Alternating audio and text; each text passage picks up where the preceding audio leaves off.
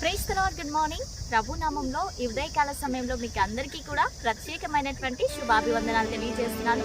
ప్రియ దేవుని బిడ్డలారా, మీరందరూ కూడా బాగున్నారు కదండి. మరి ఈ ఉదయకాల సమయంలో దేవుని యొక్క మాటలు ధ్యానిద్దామా?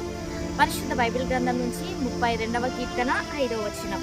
నా దోషమును కప్పుకొనక నీ ఎదుట నా పాపము ఒప్పుకొంటిని. ఆమేన్. దేవుని నామానికి మహిమ కలుగును గాక. ప్రియ దేవుని బిడ్డలారా, ఈ యొక్క ఉదయకాల సమయంలో పరిశుద్ధాత్మ దేవుని మనతో మాట్లాడుతున్నటువంటి మాట నిజంగా ఒక హెచ్చరికతో కూడినటువంటి మాట అని చెప్పుకోవచ్చు. ఇక్కడ చూస్తే నిజంగా మన యొక్క దోషములు, మన యొక్క పాపములు దేవుని యొక్క సన్నిధికి మన యొక్క ప్రార్థన విన్నపములు వెళ్లకుండా మన పాపములు ఏం చేస్తాయి అంటే ఒక అడ్డుగోడగా ఉండటం అనేది జరుగుతుంది. ఇక్కడ దేవుని వాక్యం సెలవిస్తా ఉంది, నా దోషమును కప్పుకొనక నీ ఎదుట నా పాపమును ఒప్పుకొందు. నిజంగా మనము ప్రార్థించేదానికంటే ముందుగా ఏవైతే దేవునికి వ్యతిరేకమైనటువంటి క్రియలు ఉంటున్నాయో వాటన్నిటినీ కూడా మనము దేవుని సన్నిధిలో ఒప్పుకోవాలి. చాలా మంది ఏం చేస్తారు అంటే దోషములను వీటన్నిటినీ కూడా వాళ్ళు ఒప్పుకొనక నేను చేసేది కరెక్ట్, నేను ఏమి చేసినా ఖచ్చితంగానే ఉంటుంది అని వారికి వారు సర్ది చెప్పుకుంటూ ఉంటారు. కానీ ప్రియ దేవుని బిడ్డలారా, దేవుని యొక్క వాక్యం సెలవిస్తూ ఉంది, ఆజ్ఞ అతిక్రమమే పాపం. ధర్మశాస్త్రం నందు బైబిల్ గ్రంథం అందు కొన్ని ఆజ్ఞలను దేవుడు మనకు పెట్టి ఉంటున్నాడు.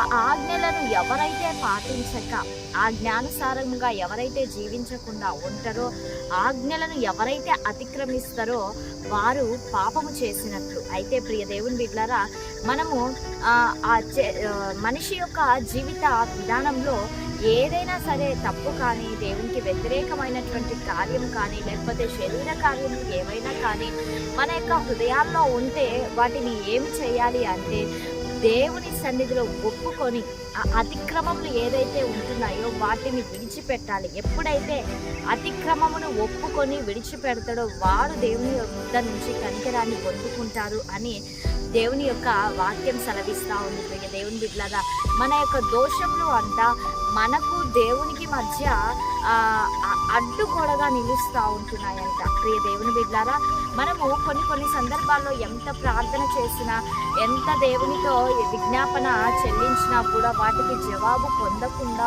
ఉండవచ్చు. అయితే నీవు అనుకుంటూ ఉంటున్నావు, ఎందుకు నా ప్రార్థనకు జవాబు రాలేదు, ఇంకా నేను ఎక్కువ ప్రార్థించాలి ఏమో అన్నటువంటి రీతిలో నువ్వు అనుకుంటూ ఉంటావు. కానీ కొన్ని సందర్భాల్లో నన్ను నేను పరిశీలన చేసుకోవాల్సినటువంటి వాస్తవం ఏంటి అంటే, ఎక్కడైనా మనకు మన హృదయంలో పాపం ఏదైనా ఉంటున్నదేమో, దేవుని సన్నిధికి నీ యొక్క ప్రార్థన విజ్ఞాపన చేరనివ్వకుండా పాపం అడ్డుగోడగా నిలుస్తున్నదేమో ఒక్కసారి మనం పరిశీలన చేసుకోవాలి. ప్రియ దేవుని బిడ్డలారా, నిజంగా ఎంత ప్రార్థన చేసినా ఆ ప్రార్థనకు జవాబు ఎందుకు రావటం లేదు అనేది ఒక క్వశ్చన్ మార్క్.